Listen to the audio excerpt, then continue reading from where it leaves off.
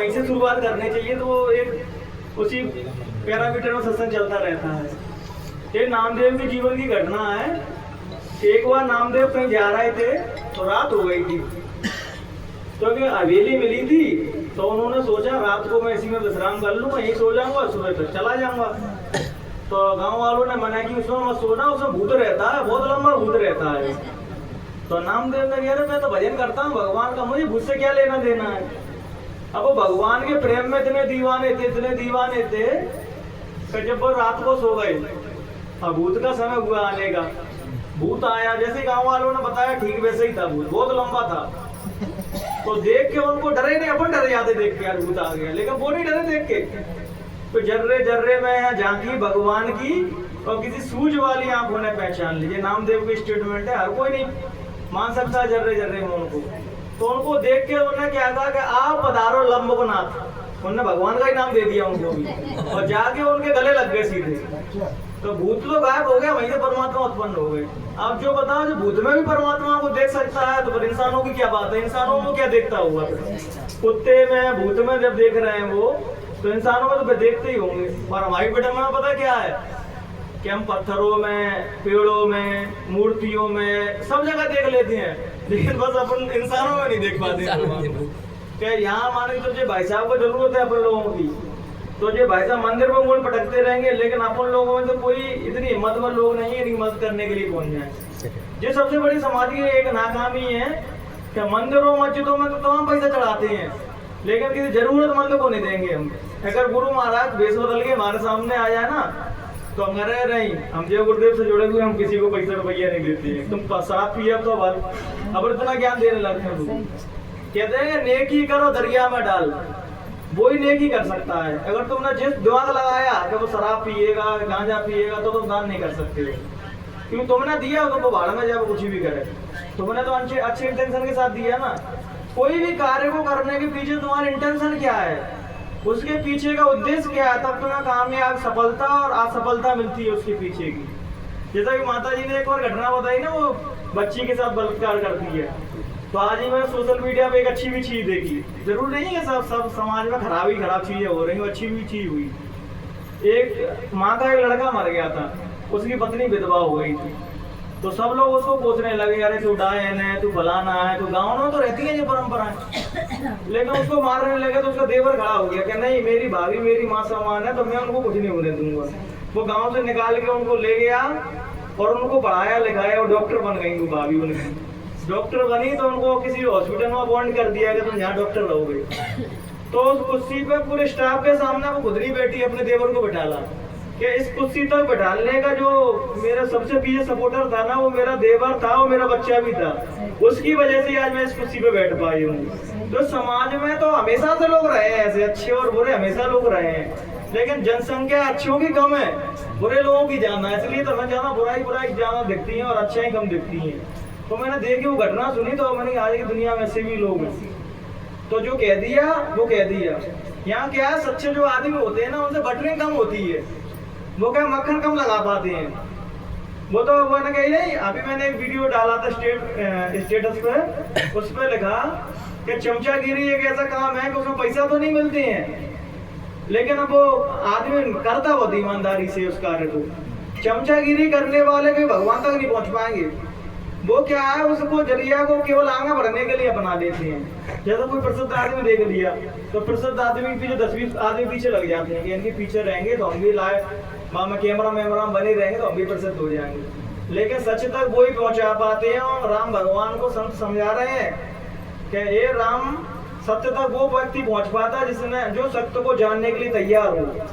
वो व्यक्ति कभी नहीं पहुंच सकता है कि मैंने कह दिया तो तुमने मान लिया, इनने कह दिया तो मान लिया, या किसी और ने कह दिया तो मान लिया। क्या वो ज्ञान तुम्हारा अनुभव बन पाया? क्या तुमने अपने पर्सनल ध्यान भजन में उसको देख पाया? अगर नहीं देख पाया तो किसी का भी अनुभव वो तुम्हारे लिए मिथ्या है, तुम्हारे लिए सफेद झूठ है वो। क्योंकि कोई भी गुरु कह दे कि मैं जानता हूँ भगवान को, लेकिन मैं तुझे नहीं जाना सकता हूँ, इसका मतलब वो नकली गुरु है। कि जो कह रहा है कि मैं तो जानता हूँ तुझे नहीं जाना सकता हूँ मैं, इसका मतलब वो गुरु नहीं है। गुरु वही है कि मैंने जान लिया, अगर तू ऐसे रास्ता करेगा और साधना को तू भी जान सकता है। सीधा सा करे था भगवान का, गुरु जी कभी नहीं कहता है कि भैया मैं पूजा करते रहे यार मेरे भजन करते रहे मैं भगवान से। गुरु जी कहता है कि मैंने भी साधना की, गुरु महाराज 18 घंटे साधना की, तब वो रिजल्ट मिला, परमात्मा मिले उनको। तो सीधा सा गणित है, जो भजन करेगा उसको मिलेगा, जो भजन नहीं करेगा क्या तुम तमाम बहाने देते रहो, हम तो गुरु महाराज से उठे तो हमें भजन करने की क्या जरूरत है। तो ये क्या है, बचने के उपाय है कि हमें कुछ करना ना पड़े। और गुरु महाराज संत इसलिए जानते थे, इसलिए तो उन्होंने सेवा चलाई थी। सेवा नानक साहब के समय से चलाई आ रही है, सेवा का वो विधान। तो सेवा इसलिए चलाई क्योंकि हर व्यक्ति इंद्रियों को रोके एक जगह बैठ नहीं पाएगा, भजन नहीं कर पाएगा। तो किसका कैसे क्या लेन देन करना है गुरु महाराज जो बखूबी जानते थे, इसलिए तो तुमसे सेवा लेते थे वो। नहीं आप जो भी सोच सकते हैं ये गुरु महाराज हैं, ये तो कहते ना मोह ममता छोड़ो, माया को छोड़ो, लेकिन जे हमसे पैसा क्यों ले रहे हैं, जिन्ना कहाँ छोड़ दी माया भी। अब सोचने वाली बात तो ये है ना, इतनी महंगी महंगी गाड़ियों गुरु महाराज क्यों घूम रहे हैं, कितने 12,000 करोड़ की संपत्ति ने गुरु महाराज ने क्यों जोड़ी, वो तो गुरु महाराज है। लेकिन उद्देश्य केवल वही रहता है, किसका कैसा लेन देन करना है तुम नहीं जानते इस बात को। लेकिन संत महात्मा जिसकी दिव्य दृष्टि खुली है वो सब देख लेती हैं किसका कैसा लेन देन है। एक बार की घटना बताऊं, एक बार गुरु महाराज के आश्रम से एक साधक आया, तो उन्होंने कहता महाराज ध्यान लगाता हूँ तो एक स्त्री दिखती है और स्त्री मुझे आगे जाने नहीं देती, वो वहीं रोक लेती है। तो गुरु महाराज हंस के रह गए, गुरु महाराज बच्चे ऐसा करो भजन करो तुम तो। अब वो शाम को सेवा करे भजन पर बैठे, वो स्त्री दिखे। तो फिर गुरु महाराज से पूछने लगा कि अज्ञानी जीव होता है उसके प्रश्न ज्यादा होते हैं, जो ज्ञानी जीव होता है पर हर कोई जैसे मैं दिख गया तमाम लोग इनसे प्रश्न करने के लिए आ जाते हैं, तमाम मुझसे आ जाते हैं। कारण क्या है, वो अज्ञानता कारण है, इसलिए तो प्रश्न पूछते कर रहे हैं कि ये बता दो वो बता दो। ज्ञान हो जाए तो किसी से पूछने की कोई जरूरत नहीं है। और वो हम इसलिए और पूछते हैं दादा साबित हो रह जाएगा, देखो जो ज्ञान के कितने प्यासे हैं, देखो हमसे प्रश्न पूछे, उसे ज्ञान से लेना देना नहीं है। जैसे कथावाचकों में लोग जानवरों तमाम प्रश्न पूछते रहते हैं, उन्हें ज्ञान से कोई लेना देना नहीं है, ना भगवान से कोई लेना देना है। बस उन्हें तो हमें जो समझ जाए नहीं धार्मिक आदमी देखो कैसे प्रश्न कर रहा है। तो प्रश्न भी चीज देखो कि वैलिड है कि नहीं हमारे, कि हमें वास्तव में ईश्वर को जानना है कि वैसे हम मनोरंजन के लिए प्रश्न कर रहे हैं। जैसे हम लोग मिल गए और वो संसारी हमको व्यक्ति मिल गया, जैसे मैं और ये आ रहे हैं संसारी व्यक्ति मिल गया, तो उन्हें पता है कि टोपी लगी और मेरा भेष ऐसा है, अरे धार्मिक टाइप के आदमी है तो बात तो करनी ही है चुना, तो वो जानबूझ के धार्मिक बात करेगा, उसको धर्म को कोई लेना देना नहीं है। लेकिन तो मनोरंजन के लिए कितने घंटा क्या करेंगे, ट्रेन में कोई आदमी मिल गया हमको या हमको तो जरूर धार्मिक बात करेगा, उसको धर्म से लेना देना नहीं है, लेकिन वो मनोरंजन देने के लिए अपन से कर रहा है। ऐसे व्यक्ति कभी भगवान से नहीं मिल पाते, मनोरंजन के लिए जुड़े हुए हैं, उनको भगवान से कोई लेना देना नहीं है। तो गुरु महाराज ने कि बच्चे ध्यान भजन करो सब बढ़िया हो जाएगा। तो 3-4 दिन भजन करे, लेकिन वो स्त्री नहीं हटा ध्यान में से। तो गुरु महाराज जिद करने लगा, गुरु महाराज तुम बता दो। गुरु महाराज कह रहे बता दूंगा तो तू मानेगा नहीं, जैसे मैं कछु बात बताऊं तो तुम मानोगे। किसी भी महात्मा की वाणी को मानना संभव है, वो दूसरे का अनुभव असंभव है ये मानना, तो मान ही नहीं पाओगे उसको। तो अरे पता नहीं गुरु महाराज झूठ बोल रहे हैं क्या। गुरु महाराज ने गंगा मैया आ रही है संतों के दर्शन करने के लिए, लेकिन तब भी लोग नहीं माने, वहां सीखे घुसेरिया आ रही है कि झूठ बोल रहे हैं गुरु महाराज। जब जो गुरु महाराज की बात झूठे लग रही है तो बीच कैसे मान लोगे तुम लोग। इसलिए दूसरे का अनुभव हम नहीं मान सकते हैं किसी का भी, जब तक हमारे जिंदगी में वो चीज नहीं आएगी। अब वो होती होंगे नहीं होती होंगे, भीतर संदेह तो बनना है ना, क्या होती है कि नहीं होती। तो निवेदन किया था गुरु महाराज ने, अब सुनो सच, सुन पाओगे, इतना बड़ा दिल है। हाँ महाराज बड़ा दिल है कि तुम यहाँ आए, तुम्हारी आर्मी में था वो, कि तुमने सेवा कितनी दी यहाँ। अब बता तुमसे मैं पैसा मांगा लूँ, तुम कह रहे बाबा कहता पैसा मांगना है, लेकिन उनने फिर स्पष्ट ही कहा तुम आर्मी में हो, अच्छी खासी सैलरी उस टाइम पे भी रहती थी, आज भी अच्छी खासी इनकम है, कितनी सेवा दी। महाराज पैसा ही बोले दी हमने, बस तन से लगे सेवा करने की, उस पे थे पैसे। तो गुरु महाराज ने रेट भी बताया कि 1500 रुपए सेवा में लिखवा देना। कितने? 1500। उस टाइम पे 1500 कितने की उनकी इनकम थी, तो कह दी उनसे 1500 रुपए उनने लिखवाए। सेवा करने गए खेतों में, शाम को बैठे, वो स्त्री गायब, दिखना बंद, और मतलब उनकी साधना आगे बढ़ती है। अब वो एक क्वेश्चन खत्म हुआ था, दूसरा अब वो चली कहाँ गई, अब ये बताओ उनको। क्योंकि आदमी के प्रश्न में तो प्रश्न निकलते हैं, क्योंकि वो अज्ञानी है ना, इसलिए उसके प्रश्न पे प्रश्न निकल रहा है। ज्ञानी होता तो नहीं पूछता, अब रचने लगा। तो गुरु महाराज ने कि तुझे आम खाना है कि गुठलियां गिनना, तुझे क्या करना है इससे, कहाँ गई क्या नहीं गई, तेरा काम हो गया ना। अरे गुरु महाराज, और मैं से कह रहा गुरु महाराज 1500 खर्चे है क्या, तो बता दो। तो गुरु महाराज भी हंसने लगे, भैया से जब कोई आदमी मिलता गुरु महाराज भी हंसने लगे। तो गुरु महाराज उस पर हाथ रखा कंधे पे, तो कहा कि तुमने उससे 1500 लिए थे, अब लिए थे, अब उसका छूट गया शरीर, अब तुम उसका लेन देन कर नहीं सकते हो। और महात्मा लेन देन कर सकते हैं। वो महात्मा किसी भी आत्मा से जाके बात कर सकते हैं। उनके पास एक सैटेलाइट होता है, जैसे एक बड़े अधिकारियों का सैटेलाइट होता है। जैसे ब्रिगेडियर है यहाँ, तो आर्मी एरिया से तुम कोई भी हथियार लेके निकलोगे तो तुरंत उसके पास साइलर बच जाएगा कि कोई हथियार लेके निकल रहा है, पकड़ लेगी आर्मी वाले। ठीक ऐसे ही महात्माओं के पास हर आत्माओं का पता रहता है कौन सी आत्मा कहाँ है। उन्होंने जाकर उससे कोऑर्डिनेट किया, उससे वार्तालाप किया, जो भी का समाधान उसका कर दिया, तो उसको तो पैसा चाहिए नहीं है, वो तो शरीर में ही नहीं है, तो उसको जो चाहिए था वो महात्मा ने दे दिया और पैसे उनको चाहिए थे तो उन्होंने ले दिए। सीधा सी बात है, यहाँ घुमा फिरेगी कोई बात नहीं है। अगर कोई महात्मा तुमसे कभी पैसा रुपये ही नहीं लेगा तो ये बताओ वो भी तो खाएंगे पियेंगे।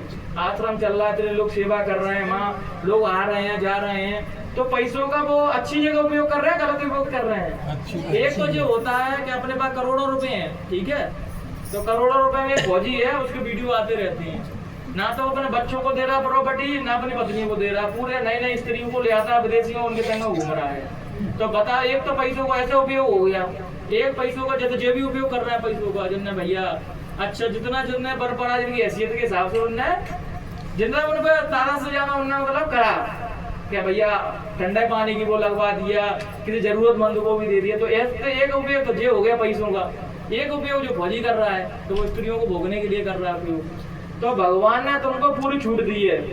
अगर मैं यहाँ सत्संग नहीं सुना रहा होता और सीधे काम कर रहा शराब पी रहा होता तो भगवान रोकने तो आता है कि तुम शराब क्यों पी रहे हो। और भगवान भजन करते हैं तब भी रोकने नहीं आते हैं, लेकिन रोकने देवी देवता जब भजन करते हैं हम, भजन मतलब क्या, भजन मतलब अब नेचर से विपरीत चलना। नेचर का स्वभाव है कि नीचे की वो सब चीज बह रही है, तुम्हारा परमात्मा ने काम चक्र एक्टिव रखा है बस। अब वो इसलिए रखा है कि काम वासना खत्म कर देंगे तुम्हारे अंदर से, तो फिर जो नेक्स्ट जनरेशन आनी है, जो नई पीढ़ी आनी है, जब किसी को काम ही नहीं जगेगा तो नए बच्चे कैसे पैदा होंगे।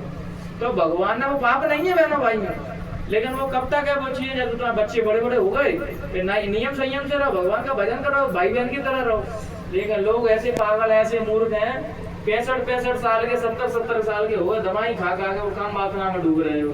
भगवान का नाम लो तो भगवान का पता ही नहीं है। कोई बाबा मिल गया उनको तो राम के बारे में कृष्ण के बारे में ऐसा प्रश्न पूछेंगे, मैं तो इन्हें कल ही भगवान से मिलना है, उनको मिलना नहीं है, केवल मनोरंजन करना होता है।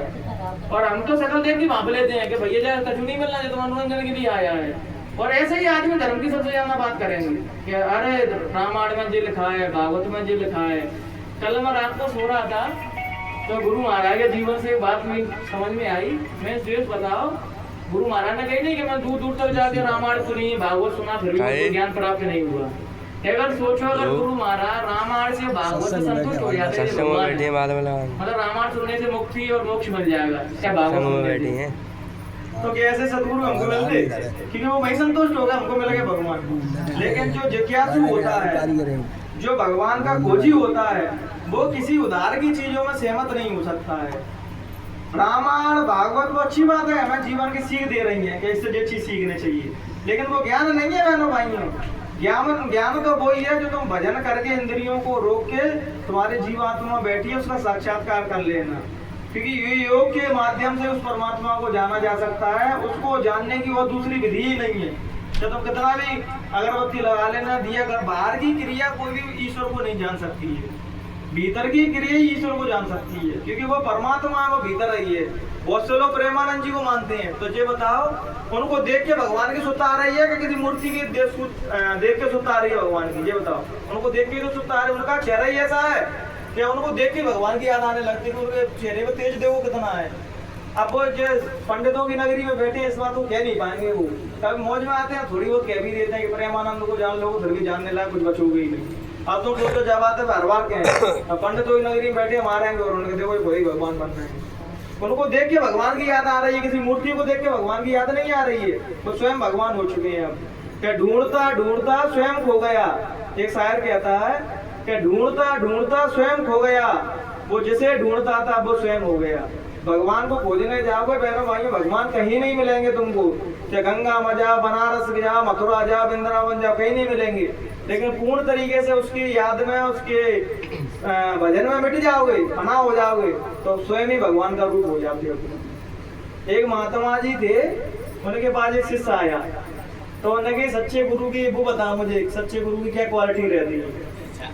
लेकिन वो इतना बेहोश था, जो क्वालिटी बता रहे वो गुरु में साक्षात बोल में थी, लेकिन उस टाइम पर वो भटकना था उसका। कहते नहीं कि मंजिल तो मिल ही जाएगी, भटक कर ही सही। जैसे अपन लोग सब सत्संग में आए, अब किसी का ध्यान बनना है, किसी का नहीं बनना है, लेकिन अपन आ तो सके।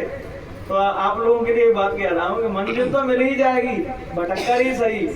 अफसोस तो वो है जो घर से ही नहीं निकले अभी। आप उल्टे सीधे कहते ना कहते भजन तो कर रहे हैं, अब भजन कर रहे हैं, गुरु महाराज के सानिध्य में बैठे हैं, तो कभी ना कभी गुरु महाराज सुनेंगे। गलत कह रहा हूँ क्या? अगर सच्चाई के रास्ते पर चलेंगे, सबसे बड़ी बात अपन लोगों की क्या अपन लोग राम भगवान को मानते हैं, मांस भी खाते हैं, ठीक है, कृष्ण को भी मानते हैं, शरद तीर्थता के काम भी करते हैं।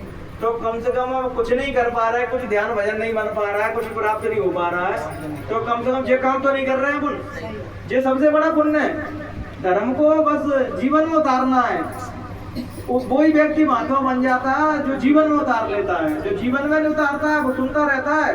आज देखो रामायण हो रही है, कथा हो रही है, और अपराध कौन कर रहा है? जो भागवत रामायण सुनने जाते वो भी लोग जो अपराध कर रहे हैं ना, वो भी सुनते हैं इन चीजों को। लेकिन इनको सुनने से तुम्हारी इंद्रियां नहीं रुकेंगी। इंद्रियां तो जब एक आध 2 घंटे के लिए घर पे बैठती है ना, उनसे धीरे धीरे हमारी इंद्रियां रुक सकती हैं। इंद्रियों का भाव ऐसा है कि जो सोशल मीडिया हो या मोबाइल हो, इंटरनेट हो, टीवी हो, सबके माध्यम से तुमको वासनाएं परोसी जा रही है तुम्हारी थाली में। क्योंकि आज के जो बड़ी बड़ी कंपनियां हैं ना, वो सब जानती है किसी भी चीज को बेचना है तो वासना परोसने के लिए। आज तुम देखना बड़े बड़े शोरूम में बहुत खूबसूरत लड़कियां बैठी होंगी, तो जानती हैं कि सब चीजों के पीछे वासना लगा दी है उनके पीछे। कोको कोला बेचना तो उसकी ऐड एक लड़की दे रही होगी, कुछ भी चीज बेचना उसके पीछे एक लड़की ऐड कर दी गई कि लोग, क्योंकि जो बड़े बड़े बिजनेसमैन होते हैं वो जानते हैं 99% लोग काम वासना के इर्द गिर्द जीता रहता है, वो इससे ऊपर नहीं उठ पाता है।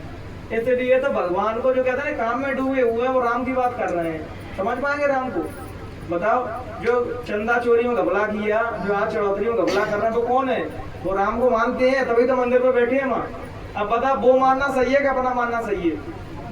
कम से कम चोरी बढ़ जाए या भगवान के नाम पे छलकपट तो नहीं कर रहे हैं। और ये आज से नहीं, एक योगी बाबा आए 21-22 साल के, इस बात को 3-4 साल को पहले से कह रहे हैं कि ट्रस्ट में घपला हो रहा है, घपला हो रहा है, लेकिन उस टाइम तो कोई नहीं सुनता था उनकी बात। अब जो ओपनली जाना हो गई वो वाली बात, वो सामने आ गई वो वाली बात। इसलिए माँ आज भी लोग पागलों की तरफ पैसे चढ़ाते हैं। लेकिन भारत की सबसे बड़ी विडम्बना यही है, भारत जितना धार्मिक है उतना अंधविश्वासी भी भारत ही है। कोई महात्मा तुमको चाहे इतने रुपए से टकला जाएगा, तुम्हें बंजो कहता रहे वो तुम्हारा बच्चा खत्म होने वाला है और जी खत्म होने वाला है, वो है तो तुम्हारी आत्मा, तुम्हारा सेल्फ कॉन्फिडेंस इतना गिरा हुआ है, तुम्हारा 1000 का नोट निकाले दे रहा है, महाराज कैसे बचाओ।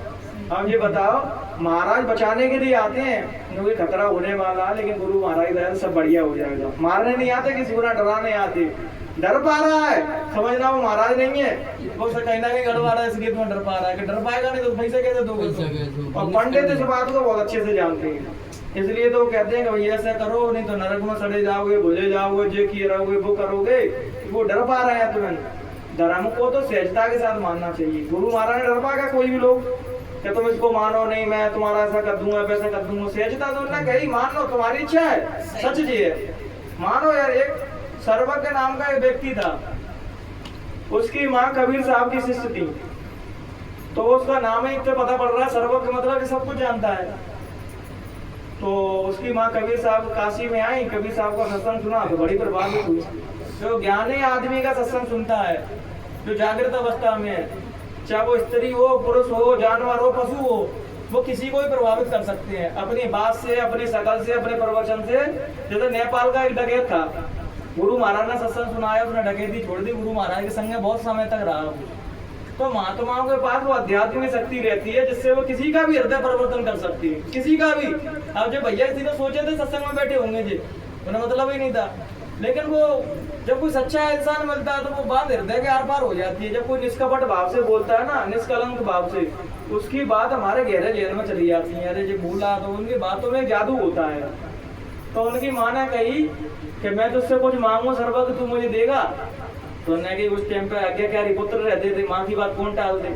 आज के पुत्र ना लाए हैं, बस माँ बाप कहते कोई भी चिल्ला रहा वो नहीं सुनते किसी की, देखो उस टाइम आज्ञाकारी रहते थे। तो उन्होंने कहा हाँ माँ बोलो, सब कुछ मैं तुम्हारे लिए तो कर रहा हूँ। शादी हुई नहीं थी उस बच्चे की।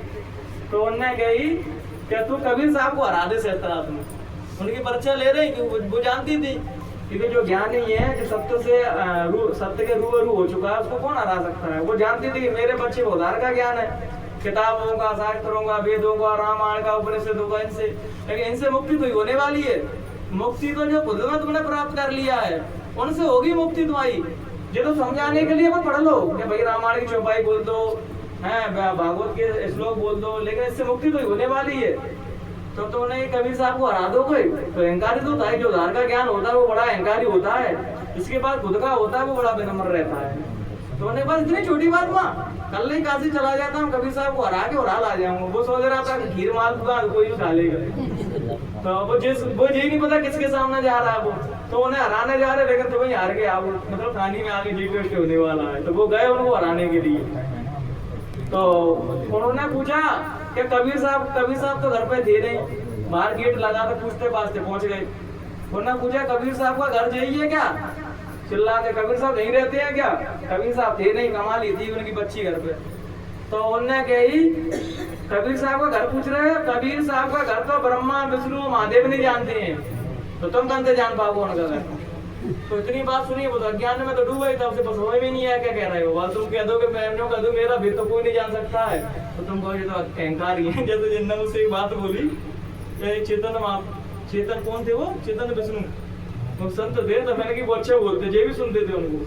तो इन्होंने मुझसे कहा कि उनके अंदर हेम आ जाता है, ये कभी कभी हेम में बोलते थे, और वो तो मेरे भी अंदर आया। तो जो महात्मा होगा तो इतना तो बनता है यार उनका, बनने इतना त्याग किया, इतना हेम तो जायज है उनका कि वो कभी कभी मौज में इतना तो कह ही सकते हैं कि भैया गुरु महाराज भी कहते थे जो ऊपर बैठा है जो नीचे बैठा है। और कितनी अहंकार की बात है, क्या पता उससे तुलना अपनी कर रहे हैं, कोई ऊपर बैठा है जो नीचे बैठा है।